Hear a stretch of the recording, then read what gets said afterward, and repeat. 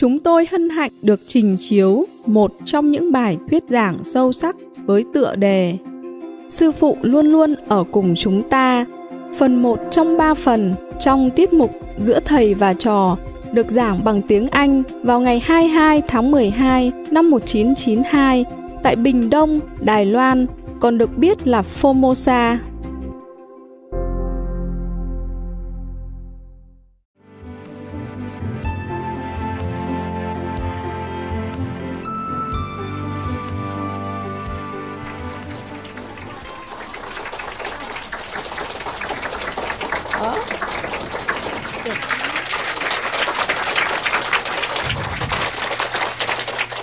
Hi, here we are again.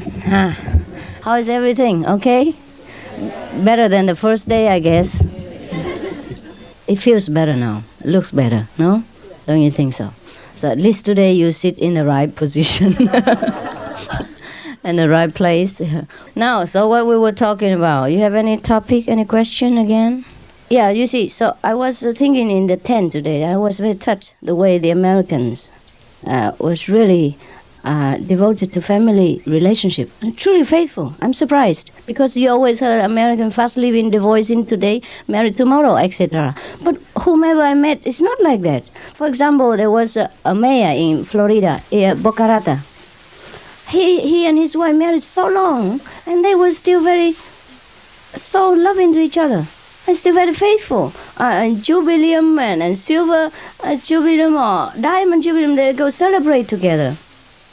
And that's why I told this joke, because it's supposed to be for them, you know.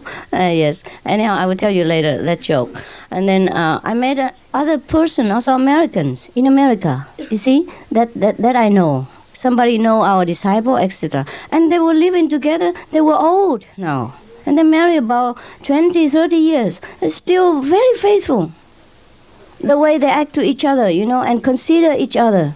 For example, Steve, you know, not because he liked the Vietnamese community that he came to our center. First, he liked master, of course, teaching. And also because he's dedicated to his wife. He goes wherever his wife goes. And he's mixed in because of his wife. He feels the love for her makes him blind to anything else. And then he don't see any Vietnamese. Anybody will do. Understand? He just mix in because he feels he's with her and that's it. He's not with anyone else. So it doesn't matter who is around, it doesn't matter. So if you love a master like that, then you're okay. You don't see anyone else. You only see the master. Yes. So at least you can learn something from the mundane relationship. If we can be so devoted, then we see nothing else. We have no problem. Everywhere we go, we're at home. Yeah? So be careful. All right? If we are not truly so devoted, then we know. We'll be disturbed a lot about the surrounding and the people. If we are devoted, then we know.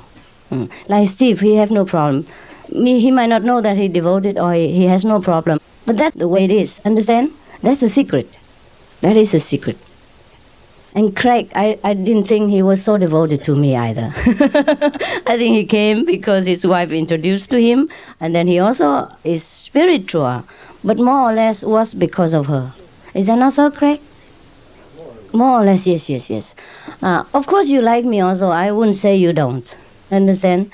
But if not for her, you would not have taken a lot of trouble. Probably wouldn't be here. Yes, you wouldn't be here either. You see that? And I'm not jealous with this. I'm very touched, you know. I'm very touched that even in a mundane level, one person can be so devoted to that person.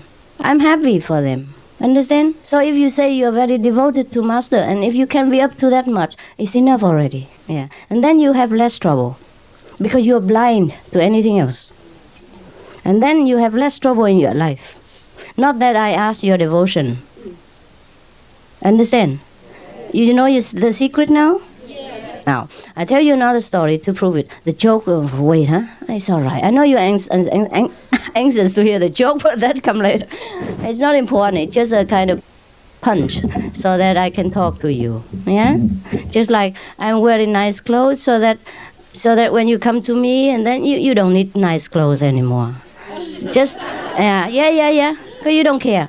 Just like I dance with you so that you come to me and later you lose interest for dancing. Understand? Just like I look at you lovingly charmingly so that you forget the worldly attraction. That's all. Understand? To replace a higher level of substitute. That's why you crave for many things in the world, because you have not enough. Understand? You have not enough. You just want something, but you don't know what. And then you grasp here and there just for substitute. And all cheap substitute doesn't satisfy you. So someday you have this girlfriend, another day you have another girlfriend. Because each one has something you like, but not all the things that you like. That's why when, before in the old day, a king or the queen, they usually have many consorts. Just because to fill the gaps. You understand? Because not usual that a woman or a man has all the quality that is fulfill the need of the other partner. Therefore, we most often have trouble, conflict, and quarrel. If we both fit each other's need, then we have less trouble. That's what it is. So for those who have in a good relationship in marriage, I guess they fulfill each other's need, and just they're satisfied with each other. So you are like that, I like enough, like that. Otherwise, they will look elsewhere, and you cannot blame them. You understand? Therefore, I do not condemn people. I just say it is better you stay in one relationship. But I also say, if it is intolerable, then you just take care, yeah? Do what is the best.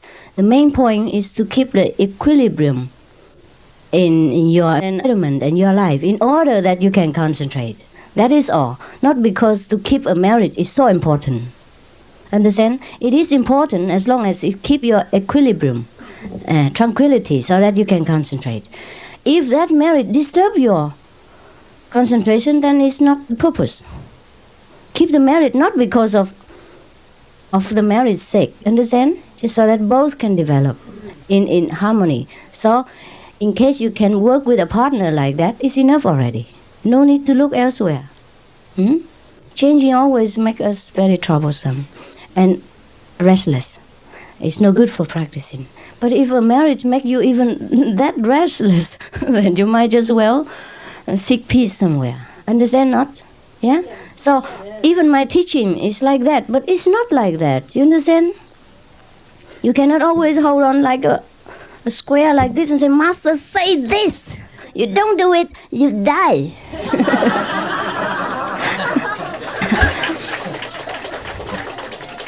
It's not true. It's not true. If I'm like that, I'm not worth to be called even a friend. Never mind a teacher. Huh? Okay. So try to understand the underlying teaching and not always hang on to the letter. Huh? For example, I always say sometimes, if before initiation you already had 2 women and you're all right all together, don't because of the precept, one person, one woman, one man, and then cut one. That's make trouble. My purpose is to bring happiness to you and tranquility to your life, not to cause chaos and upheaval. Your love life and business in anything at all. That's not the purpose. You understand? That defeats the purpose in the beginning.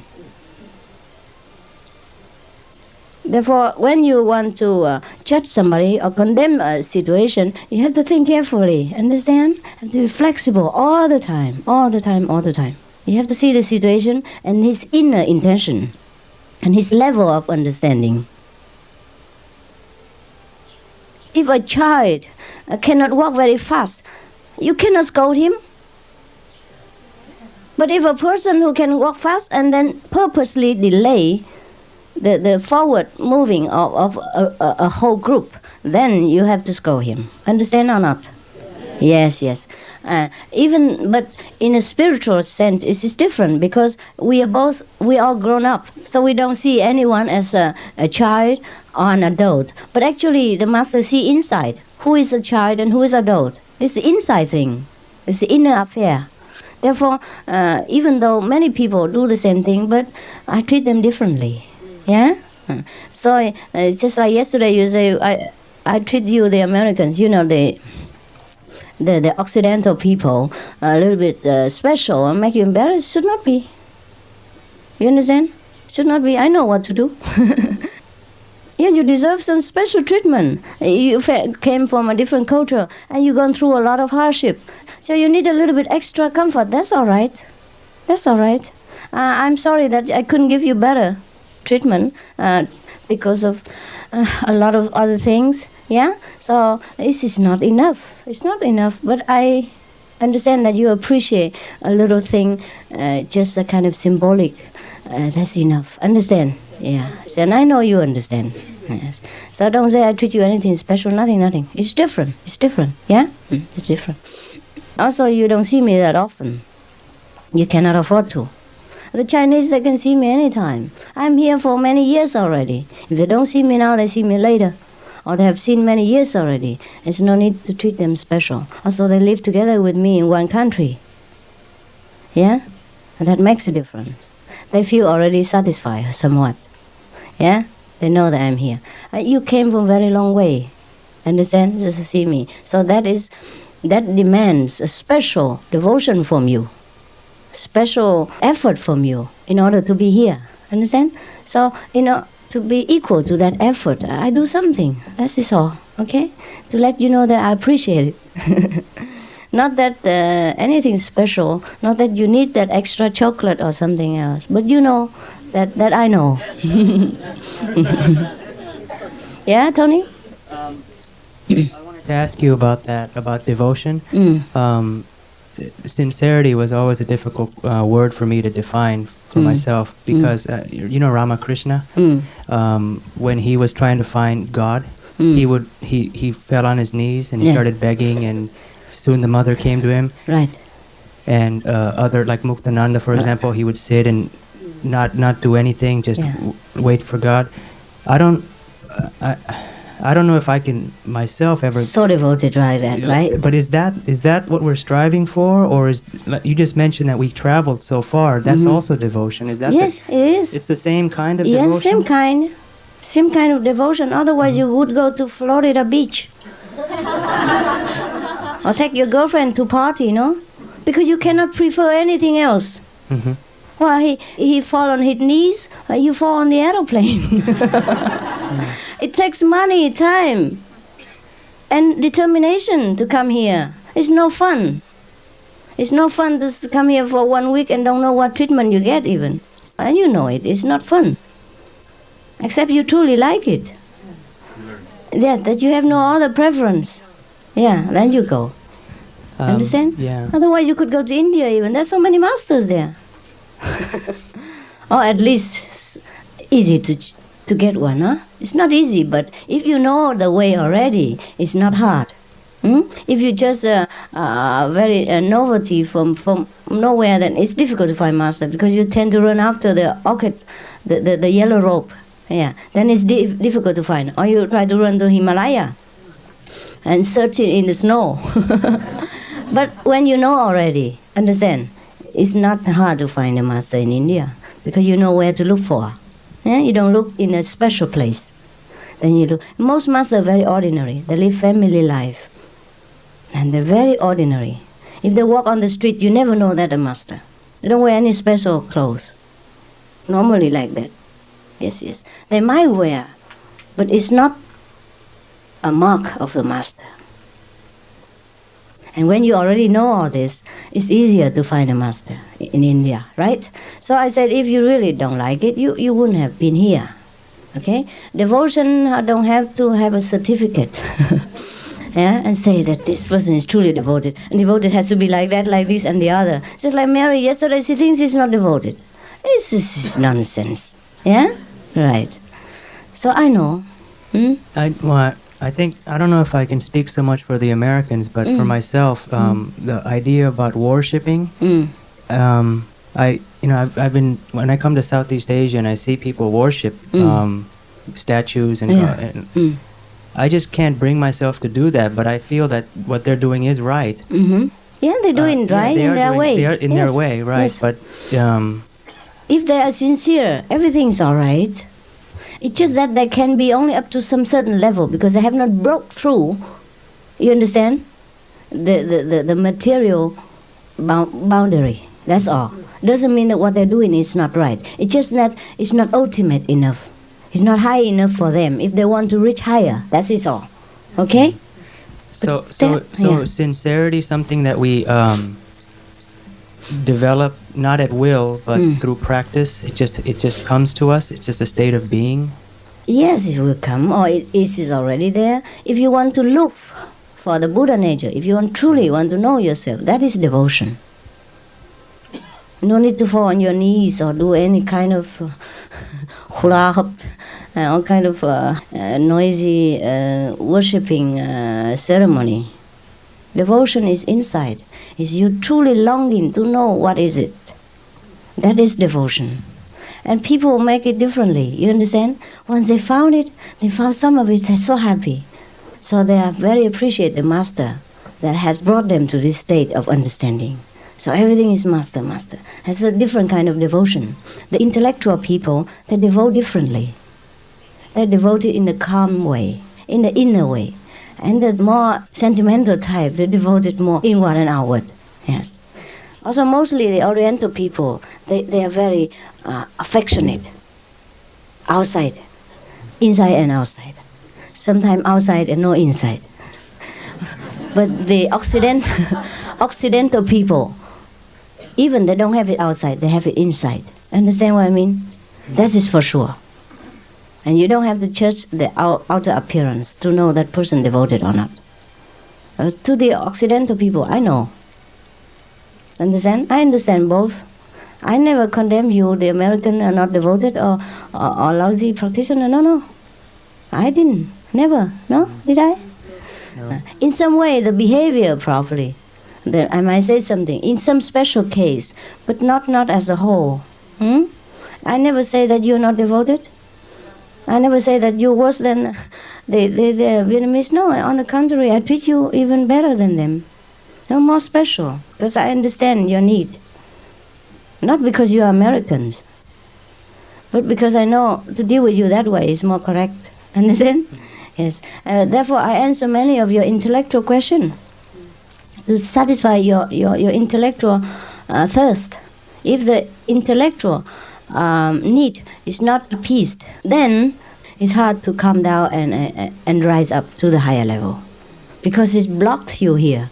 It stays here with many questions, with many doubts. You're in trouble. All right? So ask any question you want until you're truly satisfied. And never stop until you're truly, fully finished. All right? All right. I also have this. I have question. Well, I seem to think that there's a line to God. Yeah. Like, I'll draw it right here. Right. And then you jump over. And this is God over here. Yeah. And you're with us on this line. Yeah. Since we're initiated by you and right. you're guiding us this way. Yeah. But life is like choice. We choose what we want to do, and if we make the wrong choice, the further away we go from the line. A little bit, yes. Right. And then? So, a question about choice. It's just a matter of how much burden you want to take upon yourself, right? As you're going on this path. If for example, if you have two different, if you have a choice between two different things, one of them might be the better choice, but you chose the one that's not better. Does that mean you're carrying on more burden on this path, the spiritual path? Actually, we don't have that many choice. We only think we have choice. That's a Maya power. Now I tell you the example. For example, you have two choices to make, right? And you think you make this choice because it's correct. Right, you're happy. You make this choice. You're going to success. But it's not true. If it is supposed to be God's will that you success in this choice, then you will success. Otherwise, you at the end, you will come round to the other choice. And then at that time, you think, I have no other choice. I have this choice instead. Actually, it's already arranged. And the burden comes when we think we make choice. The burden comes when we think we are the doer. The karma comes when we cannot rely on the whole universal great plan. We take the burden upon ourselves. Emerson, yeah, the American teacher, he said, a great burden falls from the shoulder when you let God run the universe. That's fantastic. One sentence enough. Understand? Yeah. We have no choice, really. And there's no such thing as should, huh? What? No such thing as should. Should? Should. I should have done that. I should have. I should have done that. That's just guilt, right? Yeah, useless. That's why I tell you, just relax, let live, let go, and then you will know what's right, what's wrong. Then you're one with the universe, universal great plan. Okay. Otherwise, in the universal plan, we are just nothing. We're just a bubble in the sea. Come and go very fast. But because of the time impression, that we think we have a duration of something. Understand? In universal understanding, there's no such thing. Anything exists. Any time, any duration at all. It exists because the Maya power let us know that we exist. That we have a duration of a lifespan, etc. That we do something in a certain length of time. It is all Maya's play. But it's all right, let's play with it. Okay? For example, lately I was very tired. Whenever I'm with many people, I will be definitely tired. Otherwise, I'm not. I can tell you. Yesterday, did you hear somebody say, I can climb the wall, I can climb mountain, I can walk through in the middle of the night and be in control in any situation without physical strain, without mental fatigue. But when I'm with people, I pay all my attention to you. Then I'm exhausted because my attention is too much outward and I'm not inside. I am inside, but also outside. I'm inside, not fatigued, but I'm outside fatigued. My body fatigued, because it has only the capacity of a car. Understand? The driver cannot do anything when the car is kaput. Huh? When the engine run wild and it's too hot, I have to rest. Otherwise it will bust. Understand? That's it, that's all. My body is just a car. I can drive it crazy sometimes, but it has to stop sometimes.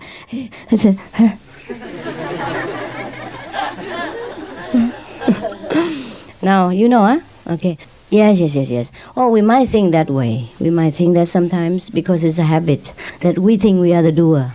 Yes. But actually, the whole universal's plan is already planned. You remember even one hair fall down is also the intention of the Lord. Yes. But we know everything, but we don't know anything. We know we read every book, but we never understand. Hear you hear, but you do not understand. See you see, but you do not perceive. That's the trouble. So we need some guy like a master. He explained it again with conviction, with full force of enlighten, or self-enlighten. Then you get it. Understand?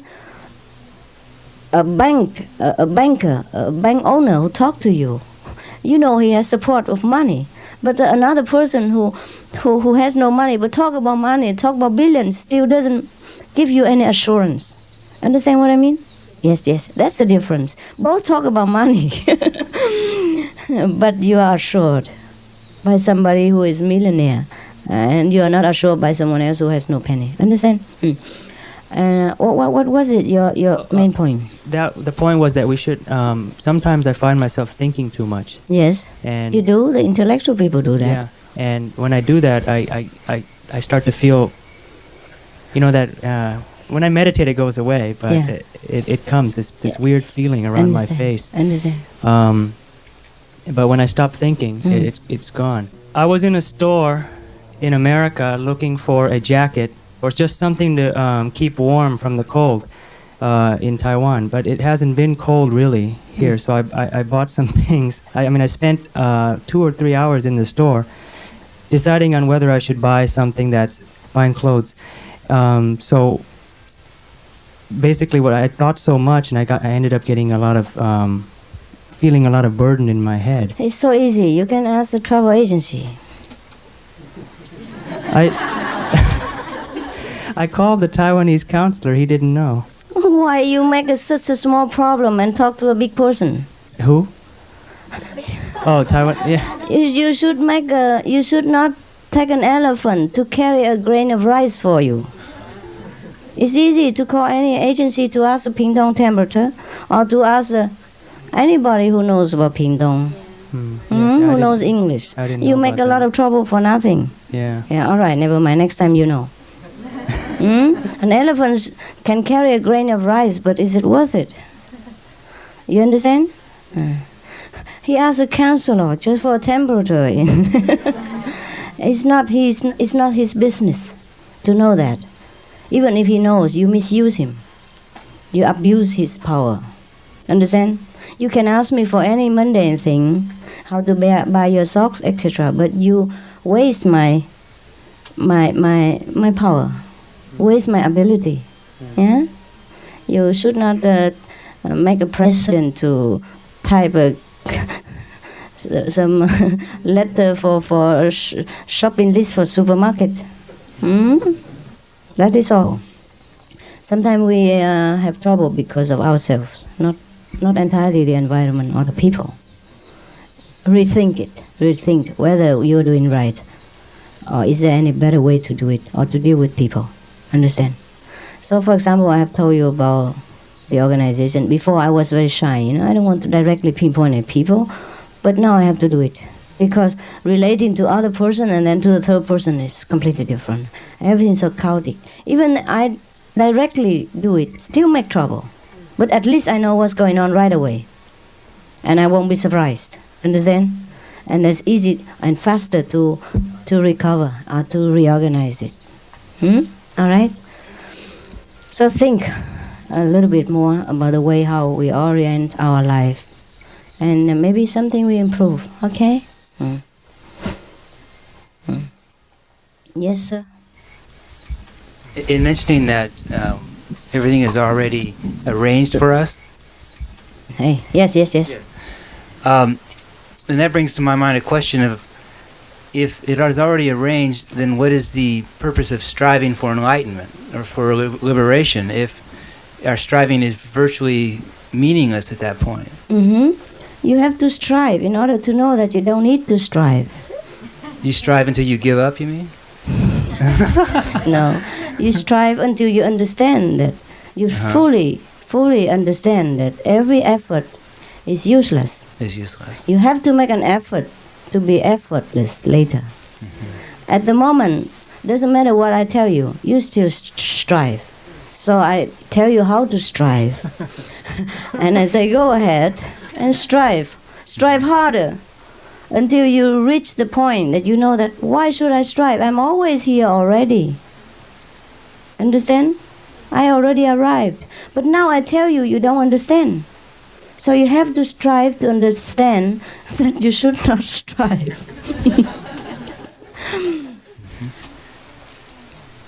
Okay, Vincent? Because now, if I tell you don't strive, can you stop?